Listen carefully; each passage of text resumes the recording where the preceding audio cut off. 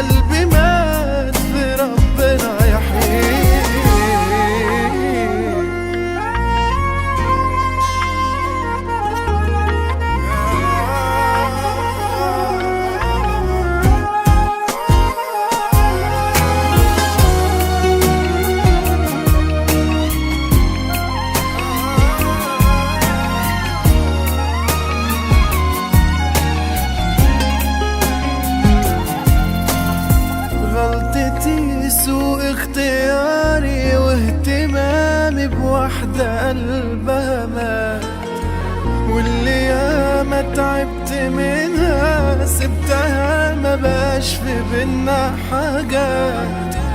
واختيار البعد عنها اكيد قرار مرجعش فيه.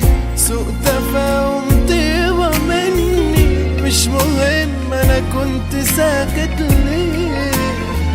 المهم ان اللي بينا راح خلاص، ما عدتش ابكي عليه. واللي بات مظلوم يا بخته عن اللي كان